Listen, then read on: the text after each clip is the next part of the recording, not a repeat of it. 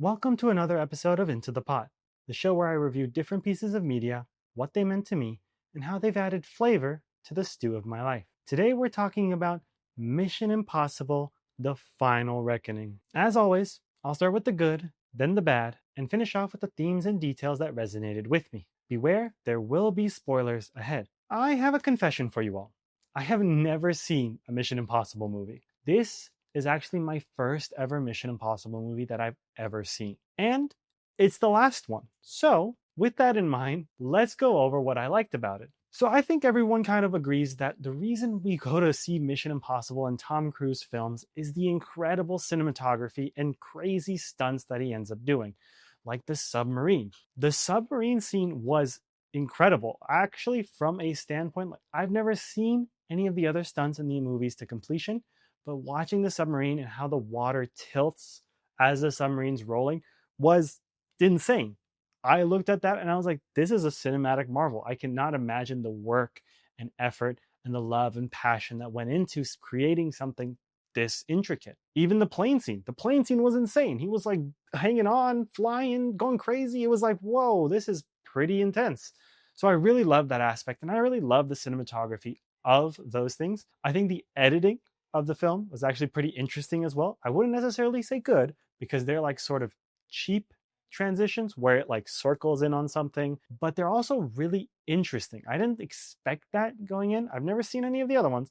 So I don't know if those transitions are commonplace in all these other films, but it was interesting to see. Another thing that I actually really liked about it was how they handled the tension pneumothorax. With someone with medical experience, it was cool to see a tension pneumothorax handled by jamming it with a pen and allowing that air to enter the lung. That was pretty cool attention to detail. Unlikely and pretty crazy to happen. I'm surprised he lived at the end. That's another story. And last thing, I actually found it pretty funny. Despite the dark nature that the whole world is ending, I was actually laughing at a few points. They were just so over the top or so gimmicky with what they were saying that I was like, oh, it's pretty funny. But now that the good's out of the way, I want to talk about the bad. And again, I've never seen Mission Impossible movies, so don't get me wrong. And I don't like action in general as a genre. Usually, I like character focused movies and narrative telling experiences. But this movie really showed the action side where it was plot centric and plot first, and then character second. I had no idea who any of the characters were.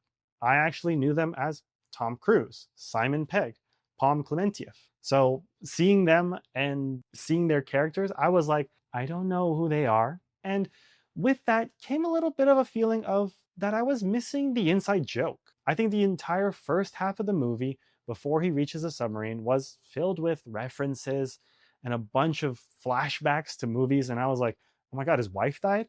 Oh my God, he had to hijack this thing? Oh my God, like all these other things that I had no idea, these partners that died, all these things. And I was like, I don't know any of this. So that is not on the movie, that is on me.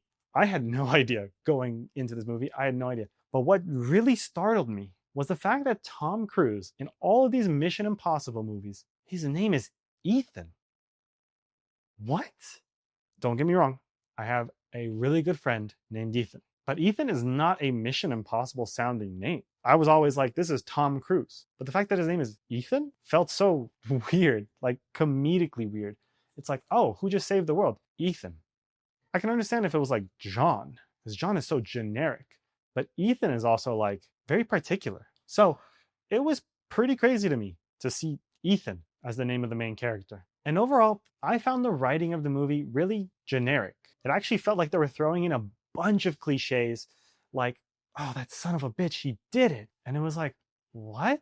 But at the same time, I know these as cliches because I've heard them so many times referenced, and these are like the generic action movie quotes that I have no idea if they originated in the Mission Impossible movies. So thinking about that, going, oh, this feels so generic with what they're writing. Like Haley Atwell's character going, oh, but I would trust you more than everyone else to save the world from the AI and stuff like that because you're the chosen one. And I was like, oh, this seems generic and male centric, to be honest. So it was like this weird feeling, but it's also like, I don't know if these tropes were started with the other Mission Impossible movies. And if they were, that's insane That's crazy. Because again, I felt like I was missing out on an inside joke and I don't know anything else about the movie. So hearing this, it's like, wow, I don't know where these things came from. And it sounds like they're doing a callback. But if they're not, it just sounds cheesy. So I really didn't like that. And overall, the narrative structure of the movie, again, it's plot focused, not character focused. So I don't know who the characters were. I don't know any of their backstories. There were tons of flashbacks. I don't know what they're representing. So the plot was the most important part. And that is not something I look for in movies. I think plots go alongside with characters because I think the human experience is so personal that this world ending plot is so outside of its reach that I didn't like it that much. But finally, let's talk about the themes and the details that resonated with me. Because even though the writing, I would say, is pretty generic for an action movie, it was very surprising at many moments. One of them being the fact that the whole villain is AI. When the movie started with its narrative exposition, that again, they really told instead of shown, and there was a lot of dialogue just explaining things all the time, which I don't know if it's typical of these movies, but that's something I didn't really like.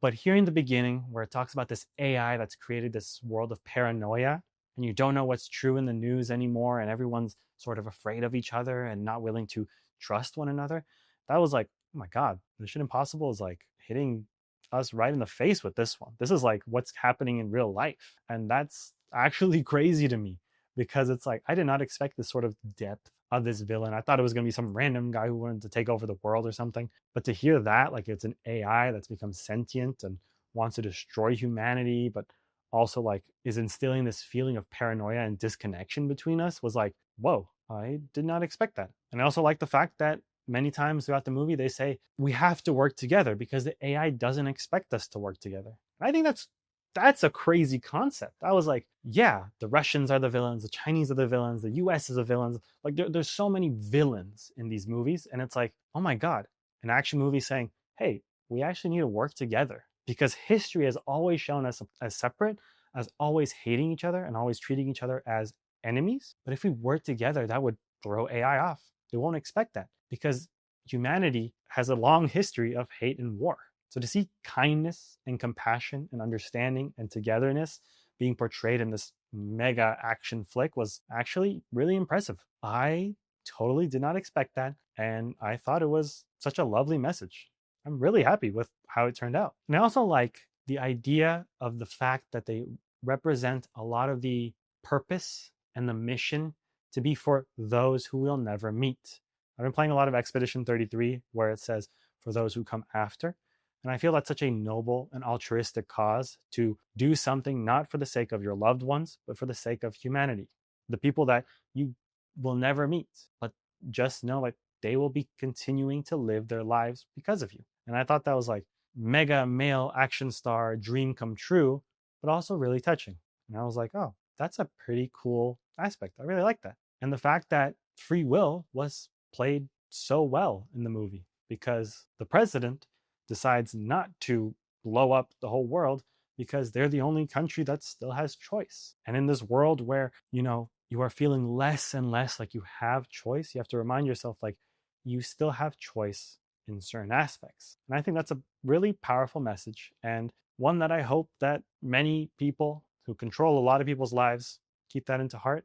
You don't have to fall into this paranoia, this hate. You can actually come together because you do have the choice. You do have the choice to care and be kind and work together because that's what the film really shows. I think it's a marvel of cinematography and it's a really fun movie and you can see so much love, compassion, and just a bunch of excitement poured into making this movie that I did not expect. And I was pleasantly surprised to see such a wonderful movie being made. I also really love the theme that our cause pales in comparison to our impact. And that spoke to me so much because I feel like I've been trying really hard to create a wonderful life that helps people. And it's very tough to feel like you're making a difference. And I feel like our causes are so hard to understand how it will impact the world. But at the end of it all, the impact will be so far greater than we could have ever imagined.